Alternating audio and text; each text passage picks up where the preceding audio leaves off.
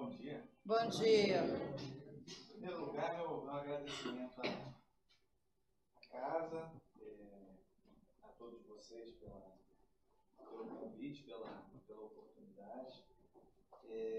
Pedir desculpas aí pelo susto, a ansiedade de todos em chegarmos até aqui. Confesso que lidei com dois ligeiros imprevistos. O primeiro, eu tenho um compromisso em família logo na sequência, então, esposa e um nenenzinho de 8 meses para sair de casa. Se fosse um só, já era. Com os dois ao mesmo tempo, complicado. Mas ainda. São gêmeos?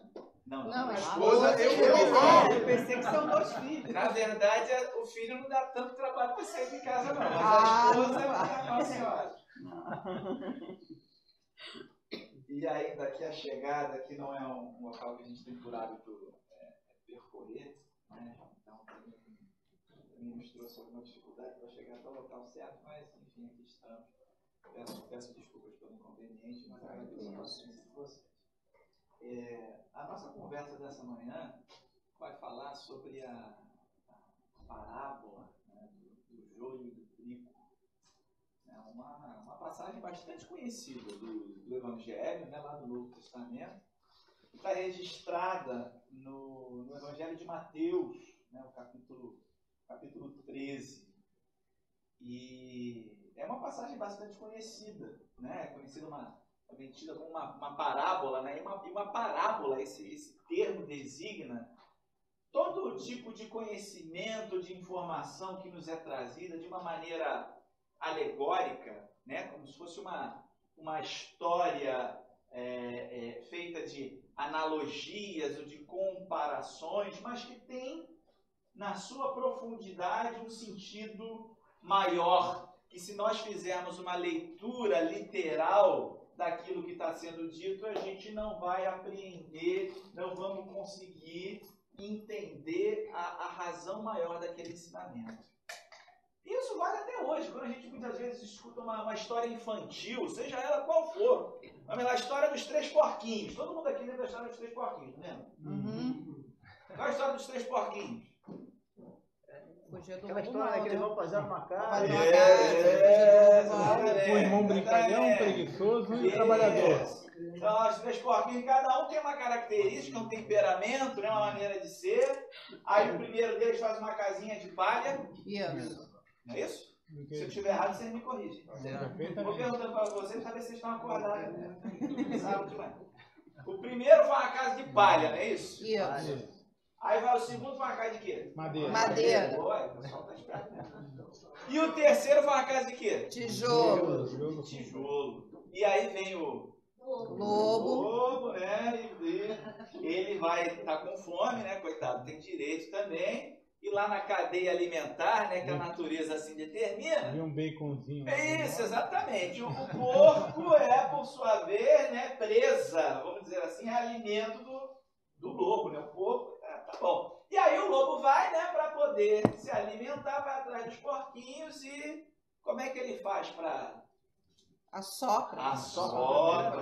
E aí os porquinhos estão dentro das suas respectivas casinhas, né, para tentar se proteger do lobo. O primeiro deles, que é a casa de palha, corre para a casa de madeira. Mas o que acontece? Só a casa desmorta. Você lembra? Estão lembrando? Claro. Só para a casa de palha, toda. Aí ele corre com o outro para se proteger na casa do outro, e chega lá, a casa de madeira dá um trabalhinho a mais, né? Ele se cansa um pouquinho mais, mas consegue também derrubar a casa de madeira. Eles correm, vão se refugiar na última casinha, os 3 juntos lá na casa de tijolo, né? E tal, de alvenaria, e não tem sopro do lobo que resolva, não é isso? Moral da história. Qual é a moral da história? Quer contar a história Quer contar a história do lobo? Vale a pena trabalhar um pouquinho mais, mas em compensação a gente... Exatamente. Ou seja, essa história alegórica dos 3 porquinhos é como se fosse uma parábola. É a mesma mecânica de construção dessa história, desse ensinamento. O que esse ensinamento diz pra gente? Construa uma casa forte, vai dar mais trabalho, provavelmente vai custar um pouco mais de dinheiro, um pouco mais de tempo, mas vale a pena, porque ela é mais forte, duradoura, vai te dar mais segurança. Esse é o sentido profundo da história dos 3 porquinhos. Jesus era Ele tinha esse sentido de sabedoria. Porque o povo lá daquela época, lá na Palestina, onde ele vivia, era um povo muito humilde.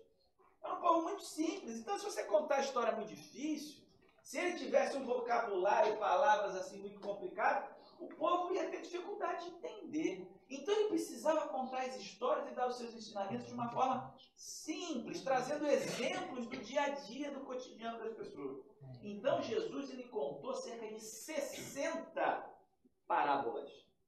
60. Pega lá o Novo Testamento, os ensinamentos de Jesus. Essas 60 parábolas correspondem a mais ou menos 1/3 de tudo que Jesus nos ensinou. Pega lá os 4 evangelhos. Pega lá. 1/3. Divide em 3 partes. Pega uma parte dessa, é tudo parábola. Ou seja, era uma técnica de ensino das lições de Jesus que era muito comum. Ele usava muito desse tipo de linguagem, esse tipo de técnica. Essas chamadas das parábolas, essas historinhas simples, exemplos do cotidiano, do dia a dia do povo, mas que trazia por trás um ensinamento muito forte, um ensinamento profundo, e assim ele conseguia tocar o coração daquelas pessoas. Muito bem. Qual é a parábola do joio e do trigo? Diz o seguinte, que um senhor lá, um dono de terras, ele saiu a semear, fez o seu trabalho, lançou, né, as sementes, e ele dá esse exemplo, né, do homem que semeava, porque o povo daquela época também fazia isso, trabalhava com isso no dia a dia, então o povo ia entender melhor. E esse homem, esse senhor foi lá, semeou, né, essas terras, lançou as sementes, e diz que os dias se passaram, enfim, durante a noite, o inimigo, o homem mau, teria ido até lá e, sem que os homens percebessem, sem que os homens se dessem conta, os funcionários, as pessoas que viviam e trabalhavam também naquela terra, sem que eles se dessem conta, foi lá e lançou sementes de joio onde aquele homem havia semeado o trigo. E aí o que aconteceu? Quando começou a nascer, quando começou a germinar aquelas sementes, os funcionários, os homens que trabalhavam naquela terra, foram até esse senhor para alertar ele. Disseram, olha, a gente está percebendo que aqui no meio do trigo que o senhor plantou, está nascendo joio também. Aí ele para e pensa, é agora, o que a gente faz? Não, a gente vai lá e arranca. Ele falou, não, espera. Espera, porque quando o trigo e o joio é também uma erva, que quando nasce, quando é pequena, ela é muito parecida com o trigo. Mas muito parecida. E ele, o senhor, já na sua sabedoria, já todos aqueles anos, uma vida inteira trabalhando na terra, na lavoura, ele falou, não está na hora. Ainda não está na hora. Espera que eles cresçam. E eu não sei aqui quem tem experiência na roça e tal, mas diz, né, que quando já estão maduros, vamos dizer assim, como estão perto da colheita, é fácil diferenciar o joio e o trigo, porque o joio cresce mais. E ele tem algumas características, enfim, da folhagem e tal, que quando está maduro, você já consegue perceber facilmente o que é joio e o que é trigo. E aí você faz uma separação segura, porque se eles fossem separar, tentar arrancar o joio quando está pequenininho, vai dar errado. Vai ter muita gente arrancando o trigo, a gente vai perder o trigo junto. Então espera a hora certa, e aí a gente vai conseguir fazer essa separação quando eles já estiverem adultos, quando eles estiverem maiores. Pois bem, e assim foi feito, e ele sentenciou, né, assim contou Jesus a história, que passado o tempo, então ele determinou a esses homens que trabalhavam lá na lavoura dele o seguinte, quando, né, então estiverem maduros, vocês vão lá, arrancam esse joio, junta nas ceifas, né, faz aquele chumaço de joio, e faz o que com isso?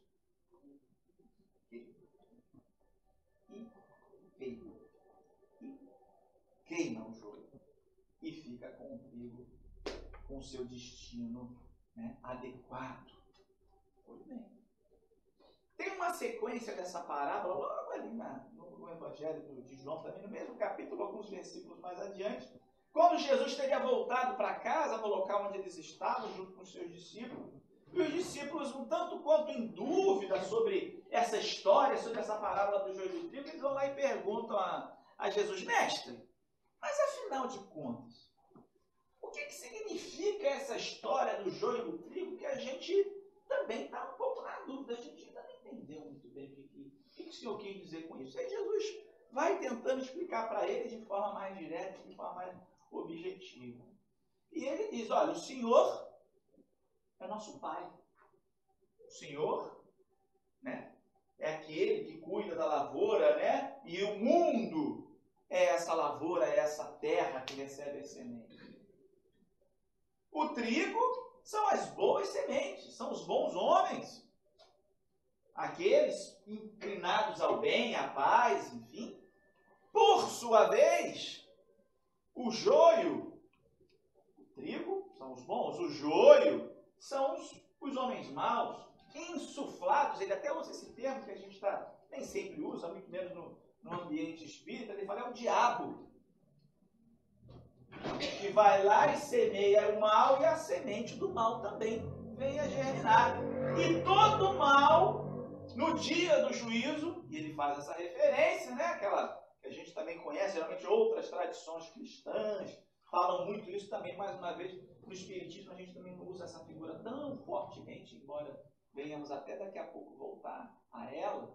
Mas no dia do juízo final, né, onde todas as coisas hão de ser estabelecidas nos seus devidos lugares e tal, vai haver essa separação. Aqueles que serão salvos, né, aqueles que seguiram, né, onde a boa semente germinou, floresceu, o trigo, e por sua vez as sementes do mal, os homens maus, esses serão relegados. E haverá choro e ranger de dentes. Essa é uma outra figura que Jesus sempre usa também. Choro e ranger de dentes. Os maus, portanto, serão lançados ao fogo. Vocês conseguem imaginar? Ser lançado ao fogo é ir para o inferno, não é? Não é assim que dizem que o inferno é? Cheiro de enxofre, tem uma caldeira lá quente, não é assim que fala? Não é assim? Aí tem lá o coisa ruim com tridente espetando fogo. Uma fumaceira, o negócio parece um vulcão, né? É isso que, nessa figura também, outra figura alegórica do inferno. Aqueles, né, que se assemelham ao joio, que são a semente, a erva, que não é bem-vinda, esses serão lançados ao fogo, enquanto os outros, que são o trigo, né, o trigo que se faz o pão, que tem tantos simbolismos, né, dentro da tradição cristã, do pão, da comunhão, inclusive, esses não, esses que são do trigo, esses que são do bem, esses estarão salvos, esses serão os eleitos. Pois bem, é essa história, é essa a parábola do joio e do trigo, inclusive com uma explicação que o próprio Jesus trouxe em função do questionamento feito pelos seus discípulos. E a gente vai tentar junto aqui pensar, raciocinar nessa nossa conversa, sobre também 3 aspectos que a gente pode desdobrar e que a gente pode aprender com essa história de Jesus. O primeiro aspecto é um aspecto de ordem moral. E um dos pontos que eu vou chamar a atenção e compartilhar com vocês é aquele, justamente, que está lá no texto original da parábola, nem da explicação. Quando diz, né, que depois de semear as sementes boas, o que aconteceu para que as sementes ruins, a semente do joio, fosse lançada sem que ninguém visse? Os homens descansavam e eles não perceberam, não viram quando as sementes ruins foram lançadas. O que é isso? Invigilância. O que é ser vigilante? Alguém aqui trabalha de vigilante? Alguém aqui tem na família alguém que trabalha de vigilante? Ninguém? O que o vigilante faz, gente? Vigia. Vigia, ele cuida, né? Atento. O vigilante é aquele profissional cuja responsabilidade é estar atento, cuidando de um determinado patrimônio. É ou não é? É. Pode ser o vigilante de banco, pode ser o vigilante de uma casa, pode ser o vigilante de uma indústria, pode ser o vigilante de uma vizinhança, de um condomínio, de um edifício.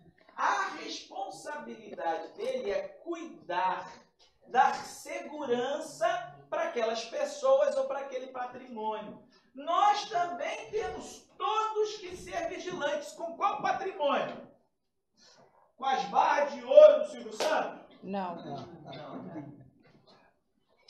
Qual o patrimônio que é o mais importante que nós temos na vida e que nós temos que zelar e cuidar por ele 24 horas por dia? Aquele patrimônio, gente, que o ladrão não rouba e que a ferrugem não corrói. O patrimônio espiritual. Muito obrigado. O patrimônio espiritual. E o que é o nosso patrimônio espiritual, gente? Qual é o nosso patrimônio espiritual? É o equilíbrio, é a harmonia, é a paz interior, é a consciência reta, é o sentimento de ligação, de conexão com o Pai, com tudo aquilo que há de bom e que nós devemos preservar. Não tem aquela história, eu não entro, tem aquele ditado popular que diz assim, eu dou um boi para não entrar numa briga, mas dou uma boiada para não sair. Burrice! Exatamente, eu não dou um boi para entrar numa briga, dou uma boiada para continuar de fora. Bobagem! Esse ditado é reflexo do orgulho humano, né? Da vaidade nossa. Temos que dar, gente, o que for para não entrar em briga, porque qualquer confusão, qualquer desavença, seja, obviamente, às vezes uma briga nem das vias de fato, mas da agressão física, mas simplesmente uma discussão mais acalorada, uma palavra mal colocada, uma ofensa que é feita, não é só o outro, é o mal que fica na gente também, né? Conhece aquela história? Quem dá uma flor para outro, guarda consigo o perfume daquele presente que foi ofertado. Da mesma forma, quem joga lama no outro, guarda o quê? Mão suja ali, né? De lama. Guarda a mão suja. Você ofereceu para o outro, mas aquilo te contamina também. Fica contigo. Ou você oferece a rosa, que é um símbolo de uma gentileza, de um carinho, de um gesto bonito. E o perfume fica impregnado em você, porque as flores, de uma maneira geral, são perfumadas, são cheiros agradáveis. Oh, gente, também pode. No momento de raiva, não vai oferecer flor, não. Vai pegar a lama e vai lançar naquele que é objeto do nosso descontentamento. Só que quando fazemos isso, não fica perfume coisa nenhuma. Fica sujeira, fica o cheiro ruim. Lançou no outro, mas ficou para você. O nosso patrimônio espiritual, com o qual nós devemos ser vigilantes, atentos, cuidadosos, segue essa lógica. Guarda consigo aquilo que há de bom e compartilha com o outro aquilo que também há de bom em você. E aí a lista é bastante grande, mas fundamentalmente a nossa serenidade, a nossa calma, ser paciente, crie relações de respeito e de harmonia com os outros, seja lá quem for. Ah, mas ele veio e falou mal de mim, o problema é dele. O problema é dele. xingou, meu filho, o problema é dele.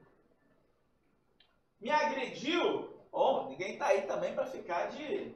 Né, se defenda. É justo que você se defenda. Muitas vezes é recomendável e até uma necessidade, sim, tomar uma outra providência, avisa a polícia. Não sei, há um processo aí civil que a própria sociedade se organiza para evitar outros problemas, mas não revida. Não revida. A agressão é o equívoco do agressor. A gente se defenda, mas não perca a sua harmonia, não perca a sua dignidade, não se rebaixe. Não é assim? Não se rebaixa ao mesmo nível dele. Você faz igual, amigo. Qual é a diferença? Vai falar dele que é a mesma coisa? Então a gente tem que se diferenciar.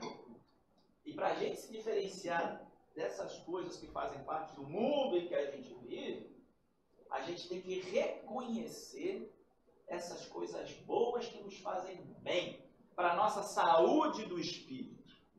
Né? Quando a gente fala na saúde do corpo, a gente sabe um monte de coisa que tem que fazer, né? Se alimentar direito, na medida certa, na quantidade certa, não comer só um tipo de comida, tem que ter uma alimentação variada, não é assim? Tem que comer proteína, tem que comer carboidrato, tem que comer um monte de coisa. Né? Tem várias recomendações nesse sentido. Faça exercício, isso. Você não vai fazer uma academia, dá uma caminhada na vizinhança. Enfim, tem N maneiras de graça para a gente poder jogar uma bola, quem gosta, os homens, né? Faz uma atividade, um esporte, alguma coisa que lhe traga prazer, mas que vai lhe trazer a saúde do corpo. Evite os excessos de toda ordem, né? O excesso da comida, bebida, todas as ordens de vícios que a gente sabe que estão por aí também, que atacam o corpo e que minam, né, essa capacidade do nosso corpo físico de funcionar em harmonia, em equilíbrio. Aí você fala, não quero viver 100 anos, não precisa viver 100 anos, você viva 50, mas que viva 50 com saúde. E a gente não sabe qual é o dia que o Papai do Céu vai chamar a gente, né, que a sineta vai tocar lá do outro lado e é hora de partir. A gente não sabe, ninguém sabe, mas não tem problema. Cuide-se como se você fosse viver 200 anos. Temos que nos cuidar fisicamente, né, nosso corpo orgânico, com esse sentido de responsabilidade. Esse é um patrimônio muito importante que a gente tem aqui na Terra, talvez o maior de todos. Porém, tem esse patrimônio espiritual, que são essas coisas que não dá para ver, não dá para pegar, academia nenhuma vai te oferecer. Ou essa academia aqui, por exemplo, onde a gente está presente, nos ajuda a fortalecer essa musculatura do espírito. Ambientes saudáveis, boas amizades, boas conversas, não ficar do papinho da esquina, da cidade, do compadre, falar da vida dos outros. Fora disso. Conversas edificantes. Estou em casa, qual é o programa de televisão que eu assisto? Qual é o programa de rádio que eu ouço? Não quero aqui ser foco de preconceito dessa ou daquela ordem, cada um que faça seu julgamento. Mas aquilo que eu leio, quem tem o hábito de ler e quem não tem, recomendo que o faça. Qual é o canal que eu assisto? Será que eu fico assistindo o da Atena e o Patrulha da Cidade o dia inteiro na rádio? Cadê o Beto? Da Atena é um excelente repórter jornalista. Excelente, muito competente. Até que ganha lá fortunas para fazer os programas que ele faz. Mas qual é o conteúdo do programa dele? É só desgraça. É só desgraça. Vamos ver o João Kleber lá. Para, não é assim? Teste de fidelidade. Ela tentando o povo. É isso, né? Não é isso o programa do João Kleber? Aquele lá? Quem cai na tentação, não cai na tentação lá, de um corpinho bonito, de um rostinho, né? E muito provavelmente você hoje não tem em casa, né? Então, mexe com a sensibilidade do ser humano, estamos todos nós suscetíveis a isso. A experiência humana é isso mesmo. Mas qual é o conteúdo, qual é a mensagem, qual é o fundo desse tipo de coisa? Nos traz o quê? Te acrescenta o quê?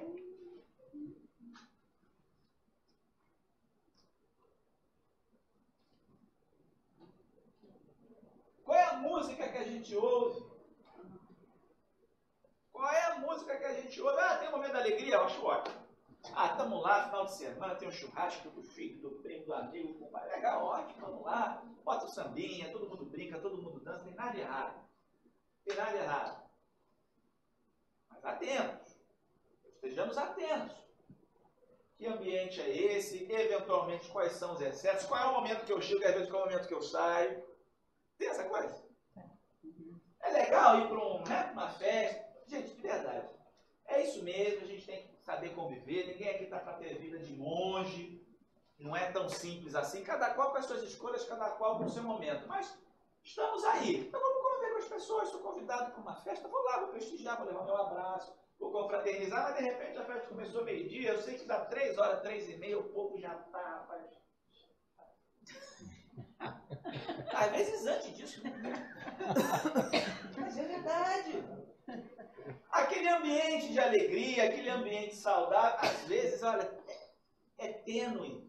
Mas chega uma hora que você percebe que a chave vira. E aí as pessoas já começam a perder mais a noção. Já começa a brincadeira, a piada, já começa a ir num outro caminho e a gente deve se perguntar, será que esse ambiente de amizade, de alegria, que eu falo que é saudável, que é importante sim que a gente participe, mas será que também já não está indo mais do que a medida recomendável? Então, a gente tem que saber fazer essas distinções. Estamos aqui, fazemos parte desse mundo, é a nossa casa, é o palco do nosso aprendizado evolutivo como espíritos que somos, mas a gente tem que estar muito atento sempre. Vigilantes. Olha o sentido de atenção. Temos que estar vigilantes. E a história lá do joio e do trigo. No começo era só o trigo. Era tudo bom. Tudo legal, tudo bonito. E aí o que os homens fizeram? Relaxa. Não vigiaram. Não que não vigiaram, as sementes de joio começaram a contaminar aquele solo que em princípio era um solo nobre, solo bacana, né? Só com sementes boas. A vigilância, a nossa atenção para tudo aquilo que a vida e o mundo têm à nossa disposição e a necessidade de, a partir dessa atenção, dessa sabedoria, né, dessa vigilância, não deixar que o nosso dia, que o nosso solo se contamine pelas sementes que não vão nos fazer bem. Primeiro ponto, então, que eu queria chamar a atenção dessa nossa conversa, a partir da parábola do joio do trigo que o mestre Jesus nos ensinou, é esse sentido da vigilância. Um outro aspecto importante, vamos dizer assim, seja o sentido da justiça, porque na explicação que Jesus oferece aos discípulos, ele fala, né, que no momento da colheita, ele compara o momento da colheita ao momento do juízo final. Lembra que eu falei isso antes? Acho que todo mundo aqui tem uma noção, tem essa referência do dia do juízo final. Mas as outras tradições cristãs, e repito que não nós aqui no caso espírita, outras tradições cristãs históricas, notadamente, né, a Igreja Católica e as demais igrejas protestantes, enfim, essa figura do juízo final é muito presente. Também muito comparada, associada lá ao Apocalipse. O que é o Apocalipse, gente? O que é o Apocalipse? É o fim do mundo? Tem essa história de que Apocalipse é o fim do mundo. Apocalipse tem nada de fim do mundo. Ao longo de 2000 anos aí já de cristianismo, por um monte de razões, se criou essa história de que Apocalipse é o fim do mundo. Não é nada de fim do mundo. Não é nada de fim do mundo. O apóstolo João, que era lá o chamado apóstolo, o bem-amado, o querido, que era o mais jovem entre todos e o mais próximo de Jesus entre os 12, já no final da sua vida, lá em exílio, na ilha de Patmos, lá no mar Mediterrâneo, ele tem uma experiência extraordinária e que nós entendemos muito bem, de origem mediúnica, porque ele diz, né, que foram os anjos e uma revelação que o próprio Jesus fez para ele. E como bem disse o nosso companheiro aqui, Apocalipse quer dizer revelação.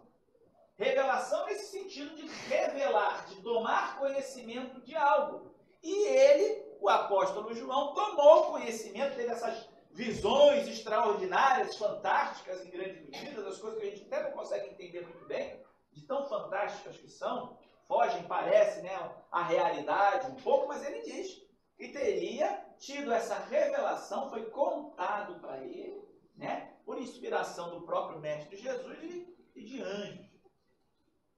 E esse sentido de juízo final, apocalipse, fim do mundo, está tudo misturado na cabeça da gente, né? E se existe essa expectativa de que, olha, vai haver o dia do juízo, né? Jesus vai voltar. Inclusive, nossos irmãos protestantes, muitos deles têm lá um adesivo colado no carro, já viu isso? Em caso de arrebatamento, este veículo ficará desgovernado, já viu isso? Já viu? Não. O pessoal de táxi e van, né? Eles colocam assim, como é que é? Parada repentina. Ou seja, você tem que dar 200 metros de distância, porque já que ele colocou aquele adesivo, ele pode parar a hora que ele quiser. Se é ponto, se não é ponto, se é faixa de pedestre, não importa. Ele botou o adesivo lá e está com habeas corpus, né? Salvo conduta, eu posso fazer o quê? Não é assim que funciona, né? É a mesma coisa. Tem lá assim, em caso de arrebatamento, este veículo ficará desgovernado. E que ideia é essa? Talvez alguns de vocês conheçam esse princípio do arrebatamento. Que é isso, como se fosse o dia do juízo, está tudo ali mais ou menos associado a essas ideias, né? Jesus vai voltar em todo o seu esplendor, em toda a sua glória, nos céus, não sei como vem voando ali e tal, alguma coisa assim. E aí vai ser o dia assim, acabou aqui. Quem até aqui, né, passou pro lado de cá, pro lado do bem, pro lado do trigo, aceitou Jesus, sua fé, etc., esse está salvo. E se tiver salvo, vai ser arrebatado. Porque essa aqui é a história lá do carro. Vai ser arrebatado é quando se a sua alma, né, foi... Aí o carro vai ficar, não tem mais ninguém dirigindo, né? Essa é a ideia. Por isso que tem esse alerta ali atrás do carro. Porque no dia do arrebatamento é esse tipo de situação que vai acontecer. Aqueles os escolhidos, os eleitos, eles serão arrebatados. Serão levados em glória. Existe uma igreja que é feito de vários filmes, na casa de uma amiga minha que é evangélica, e ela querendo discutir isso como uma realidade. Me fez assistir aquele tipo de produto. Ele fala, o tempo todo sobre isso que o senhor fala de arrebatamento. Aí eu tentei explicar para ela o que era e não adianta, ela não aceitou. Eu tenho parentes protestantes também na minha família. Todos aqui certamente eu tenho. E muitos têm essa ansiedade, vamos dizer assim, de boa fé, de muito boa fé. Porque a fé que eles trazem ensina isso para eles. E ele olha para você e diz, nossa, eu te amo. Meu irmão, meu primo, meu pai, eu vou ser salvo e você vai para o inferno. Cara, eu não quero que você vá para o inferno. Não é? Ele fica numa angústia, porque a fé dele diz isso para ele. Você foi escolhido, você foi batizado, você, enfim, você vai para o céu. Os outros que não aceitaram Jesus estão perdidos. E eles vão nesse movimento de boa vontade, né, de amor, querer compartilhar com você aquilo de bom que ele acredita que sirva para você também, né? Mas a questão é essa. O dia do juízo. Vai chegar o dia que ninguém sabe quando é que é exatamente.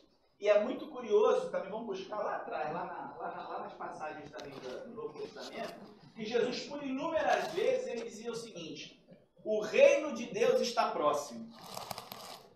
O reino de Deus está próximo. E ele repete isso em diferentes situações. Vocês sabem que uma das situações mais angustiantes para os apóstolos era exatamente, primeiro, a morte de Jesus, que eles não esperavam, ainda mais numa condição tão infamante quanto a crucificação. Eles achavam, né? Uma das versões, inclusive, vamos lembrar que o período da Páscoa era uma das versões da paixão de Cristo, aquelas Judas, uma das mais aceitas e que eu particularmente também, apenas opinião pessoal, acho que das que mais faz sentido é que diz respeito de que Judas, em verdade, a traição de Jesus, não é que ele desgostasse ou quisesse o mal de Jesus, mas é que ele conhecia Jesus em tal medida, a capacidade de Jesus, através dos seus milagres, da sua sabedoria, da sua envergadura espiritual, ele era revolucionário, Judas Iscariotes. E ele queria que o povo judeu fosse liberto do domínio, do jugo de Roma. Né? Havia bem em Cristo um líder de exército. Que não era, né? E que não se confirmou. Então ele teria entregue Jesus aos romanos e às autoridades judaicas da época na expectativa de, na hora que Jesus for preso, e o povo todo, ele é um líder já popular, conhecidíssimo, ele vai ser a grande liderança para a nossa revolução. E ele imaginava, Jesus não vai se deixar prender, né? Ele vai fazer um milagre, lá vai fazer instalar o dedo, vai cair 200 soldados para um lado, 500 centurião para o outro. Ele achava que ia fazer isso, e não foi o que aconteceu, né? Jesus ao contrário. Falou nisso, que se fosse de minha vontade, ele apareceria com uma legião de anjos e me libertaria. Mas meu reino não é deste mundo, né? Então ele não, o papel dele não era exatamente esse, mas ele dizia: o reino de Deus está próximo. Então os apóstolos imaginavam que realmente ia acontecer dali a uns 6 meses, dali a 1 ano. Quando Jesus foi preso, crucificado, foi um desespero só. Pô, o cara não era tudo aquilo que a gente imaginou que era. Por que ele se deixou entregar? Ele poderia ter feito tudo isso e eles acreditaram que ele poderia ter feito, mas ele não fez. E não fez para nos dar o exemplo de vitória sobre o mundo, não na lógica do mundo, mas na lógica dele. Na lógica desse outro reino do qual ele falava, do qual ele veio nos anunciar e nos veio convidar a fazer parte. Se ele fizesse esse tipo de manobra fantástica, derruba os soldados, faz um grande milagre, ele estava seguindo a lógica do nosso mundo, que é a lógica da força, que é a lógica dos exércitos. Mas essa não é a lógica do reino de Deus. Essa não é a lógica do reino de Jesus. Então a mansidão, a entrega, né, o cordeiro, a imagem do cordeiro, esse é o caminho, esse é o convite que ele nos veio fazer. Mas os apóstolos, tal qual nós ainda hoje, a gente ainda espera essas coisas extraordinárias e a gente ainda não entende a profundidade da mensagem do médico. E quando ele dizia que o reino de Deus está próximo, está todo mundo lá esperando. Pô, beleza, então, né? Então não vai demorar muito. Vai acontecer alguma coisa aí de extraordinária e os maus, aqueles que são o joio em meio ao trigo, esses vão ser lançados na fogueira. E meus caros amigos, até hoje, essa expectativa dessa transformação do planeta no reino de Deus está cheio de joio por aí, tá? Está cheio de joio por aí. 2000 anos se passaram e o mundo, um monte de coisa aconteceu. Não é mais o mundo lá de 2000 anos atrás, de 20 séculos atrás da época de Jesus. Tem muito mais gente, a população do mundo cresceu, sim, enormemente. Os avanços da tecnologia, da civilização, são extraordinários. São extraordinários. Hoje, você me dá licença? São um celular, né? Digo a vocês, quase todo mundo tem um desse aqui. Pode ser de um modelo ou outro, mas quase todo mundo tem um desse aqui. Quem não tem, 300 reais aí numa loja, você compra um desse aqui. É relativamente barato e acessível. Eu digo para vocês o seguinte: todo conhecimento humano em toda a história da humanidade nesse planeta está aqui. Aqui. Há 10 anos atrás, isso era inimaginável. Quer dizer, talvez fosse imaginável, mas era ainda impossível. Há 20 anos atrás, era inimaginável. Todo conhecimento humano está aqui. Através de um aparelhinho desse, que funciona por sinais de rádio, né, que a gente não consegue enxergar, pela internet, o tráfego de dados. Todo conhecimento humano, tudo aquilo que o homem já fez, todas as histórias, todos os personagens, todas as religiões, tudo que há de ciência está aqui, ao alcance de qualquer pessoa desse planeta. De qualquer pessoa desse planeta. É um avanço, meus caros, extraordinário. Extraordinário. O conhecimento humano, o desenvolvimento da nossa capacidade cognitiva, cerebral, ultrapassa aquilo que as gerações atuais, quando na sua infância, jamais poderiam se dar conta de que isso seria possível, ainda mais num espaço de tempo tão curto como a nossa geração atual. Nunca a tecnologia ou o conhecimento humano progrediu tanto em tão pouco tempo quanto na geração atual. Antigamente você nascia e morria e não mudava nada. A casa era do mesmo jeito, os meios de transporte e comunicação era tudo igual. Melhorava um pouquinho aqui e acolá, mas não se percebia muita diferença.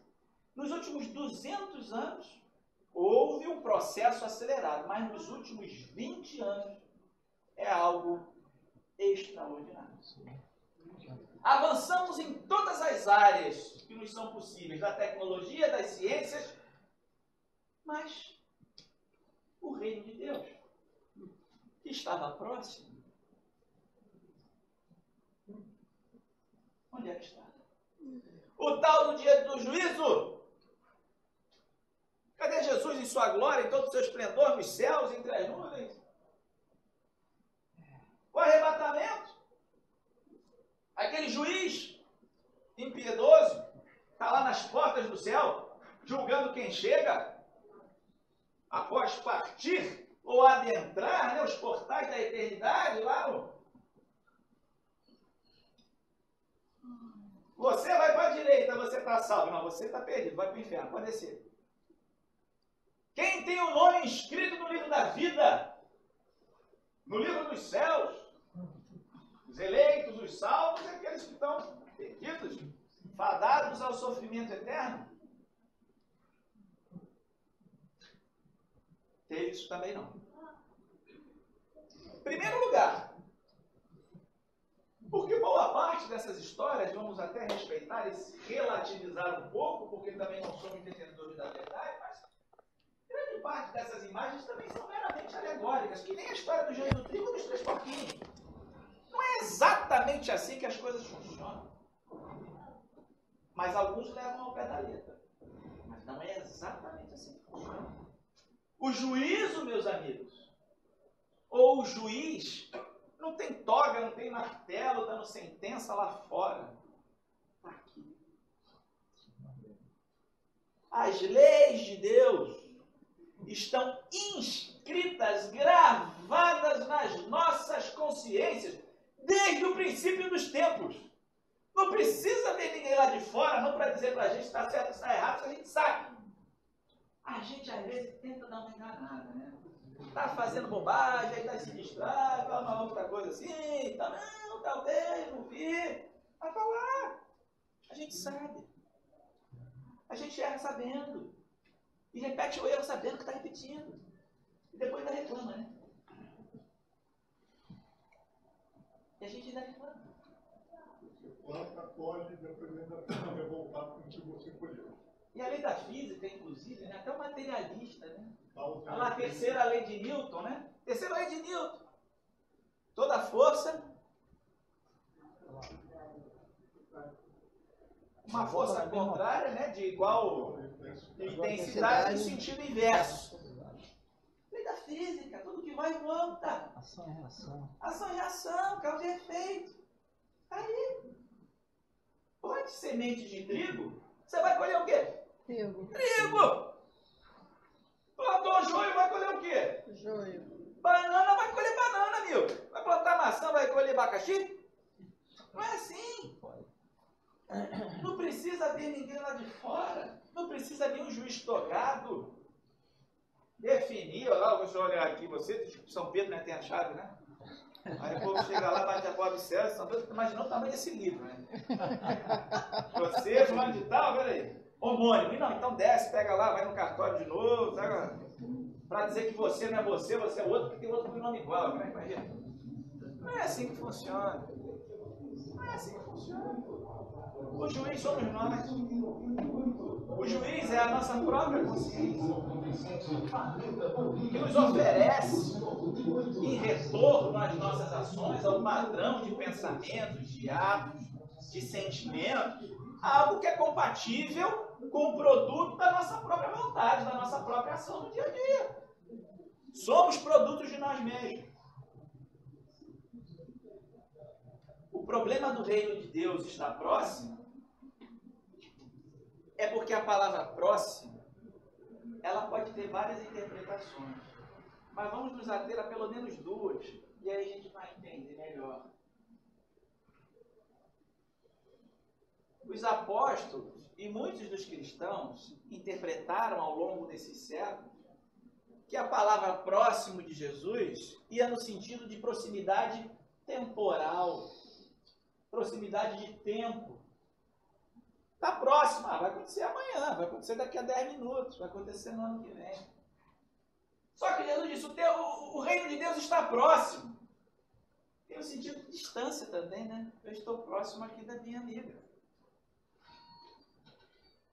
O reino de Deus está próximo porque ele está do lado. Cabe a você perceber. Ele está próximo porque ele está perto. Ele está aí. Sempre. Não é amanhã. O reino de Deus nos é acessível a todo e qualquer instante, a todo e qualquer segundo. E é simples. Lance, semeie o trigo. Você está em comunhão com Deus. Tenha pensamentos nobres. Seja capaz de amar, de perdoar quem quer que seja, inclusive ao seu inimigo. Faça assim que você estará em comunhão com o reino de Deus. Você estará vivendo o reino de Deus. Porque esse é um gesto de amor. Esse é um gesto condizente, alinhado, integrado com as leis de Deus, com as leis divinas, com as leis naturais. O reino de Deus está próximo porque, a rigor, ele está em nós. Disse Jesus, vós sois deuses. Vós sois deuses. O reino de Deus está em nós, mas a gente se distrai. Esse mundo que a gente vive é um mundo armadilhas, cheio de ilusões. E aí a gente bota nossos ideais de realização, de felicidade, um monte de coisa, menos naquilo que realmente interessa. Né? Não, vou ser feliz quando eu conseguir namorar aquele menino, aquela moça. Né? Não tá, né? Vou ser feliz quando eu casar. Ah, né? Tá bom. Vou ser feliz quando eu conseguir aquele emprego assim. Quando eu comprar aquela casa. Ou aquele carro. Eu vou ser feliz quando me aposentar, porque a vida de trabalho está fora. Está fora. Você coloca tudo lá.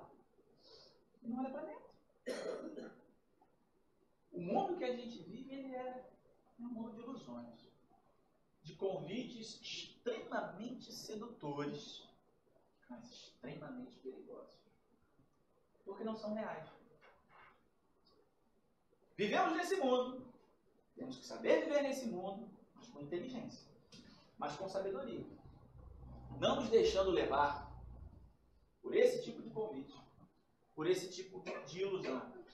Ajustando as nossas lentes para perceber as coisas na sua profundidade, naquilo que elas trazem de real valor.